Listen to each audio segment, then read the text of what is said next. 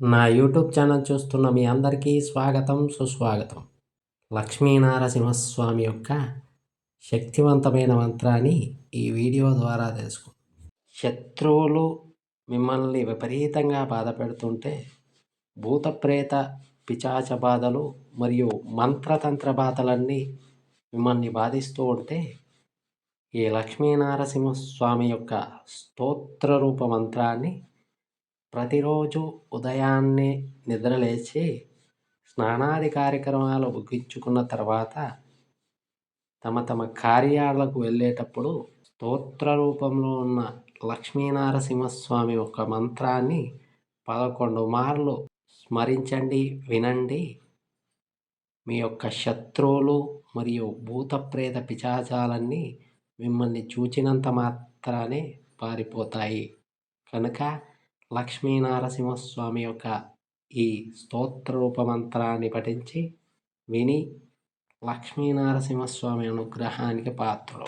లక్ష్మీనారసింహ స్తోత్ర రూప మంత్రం. లక్ష్మీ శోభితవామభాగమమలం సింహాసనే సుందరం సవ్యే చక్రధరం చ నిర్భయకరం వామేన చాపం వరం సర్వాదేశకృతాంతపత్రమమలం శ్రీవత్సవక్షస్థలం వందే దేవమునీంద్రవందితపదం లక్ష్మీనృసింహం విభుం. లక్ష్మీ శోభితవామభాగమమలం సింహాసనే సుందరం సవ్యే చక్రధరం చ నిర్భయకరం వామేన చాపం వరం సర్వాదేశకృతాంతపత్రమమలం శ్రీవత్సవక్షస్థలం వందే దేవమునీంద్రవందితపదం లక్ష్మీనృసింహం విభుం. లక్ష్మీ శోభితవామభాగమమలం సింహాసనే సుందరం సవ్యే చక్రధరం చ నిర్భయకరం వామేన చాపం వరం సర్వాదేశకృతాంతపత్రమమలం శ్రీవత్సవక్షస్థలం వందే దేవమునీంద్రవందితపదం లక్ష్మీనృసింహం విభుం.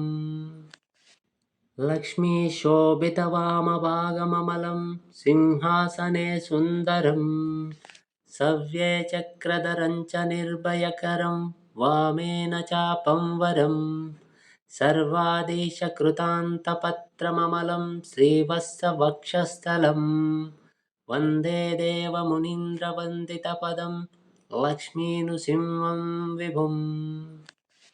లక్ష్మీ శోభితవామభాగమమలం సింహాసనే సుందరం సవ్యే చక్రధరం చ నిర్భయకరం వామేన చాపం వరం సర్వాదేశకృతాంతపత్రమమలం శ్రీవత్సవక్షస్థలం వందే దేవమునీంద్రవందితపదం లక్ష్మీనృసింహం విభుం.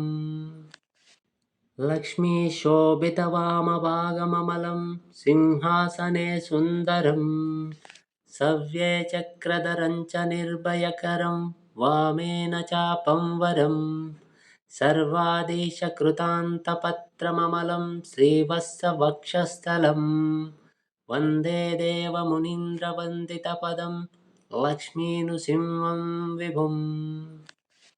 లక్ష్మీ శోభితవామభాగమమలం సింహాసనే సుందరం సవ్యే చక్రధరం చ నిర్భయకరం వామేన చాపం వరం సర్వాదేశకృతాంతపత్రమమలం శ్రీవత్సవక్షస్థలం వందే దేవమునీంద్రవందితపదం లక్ష్మీనృసింహం విభుం.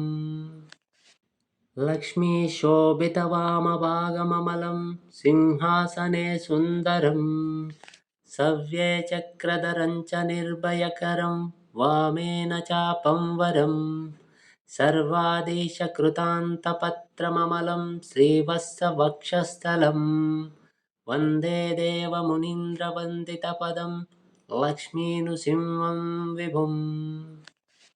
లక్ష్మీ శోభితవామభాగమమలం సింహాసనే సుందరం సవ్యే చక్రధరం చ నిర్భయకరం వామేన చాపం వరం सर्वादेशकृतान्तपत्रममलं श्रीवत्सवक्षस्थलं वन्दे देवमुनीन्द्रवन्दितपदं लक्ष्मीनृसिंहं विभुम्। लक्ष्मीशोभितवामभागममलं सिंहासने सुन्दरं सव्येचक्रधरं च निर्भयकरं वामेन चापं वरं सर्वादेशकृतान्तपत्रममलं श्रीवत्सवक्षस्थलं वन्दे देवमुनीन्द्रवन्दितपदं लक्ष्मीनृसिंहं विभुम्। लक्ष्मीशोभितवामभागममलं सिंहासने सुन्दरं सव्येचक्रधरं च निर्भयकरं वामेन चापं वरं सर्वादेशकृतान्तपत्रममलं श्रीवत्सवक्षस्थलं वन्दे देवमुनीन्द्रवन्दितपदं लक्ष्मीनृसिंहं विभुम्। लक्ष्मीशोभितवामभागममलं सिंहासने सुन्दरं सव्येचक्रधरं च निर्भयकरं वामेन चापं वरं सर्वादेशकृतान्तपत्रममलं श्रीवत्सवक्षस्थलं वन्दे देवमुनीन्द्रवन्दितपदं लक्ष्मीनृसिंहं विभुम्।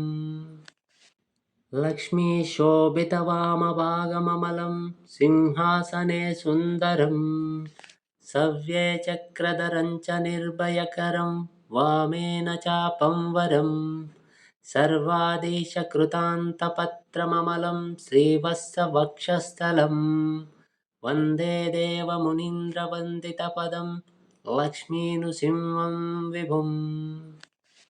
लक्ष्मीशोभितवामभागममलं सिंहासने सुन्दरं सव्येचक्रधरं च निर्भयकरं वामेन चापं वरं सर्वादेशकृतान्तपत्रममलं श्रीवत्सवक्षस्थलं वन्दे देवमुनीन्द्रवन्दितपदं लक्ष्मीनृसिंहं विभुम्।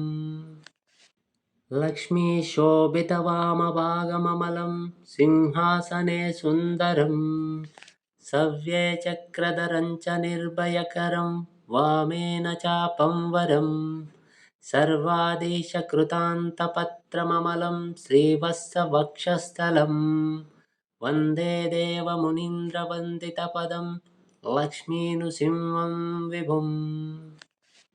लक्ष्मीशोभितवामभागममलं सिंहासने सुन्दरं सव्येचक्रधरं च निर्भयकरं वामेन चापं वरं सर्वादेशकृतान्तपत्रममलं श्रीवत्सवक्षस्थलं वन्दे देवमुनीन्द्रवन्दितपदं लक्ष्मीनृसिंहं विभुम्।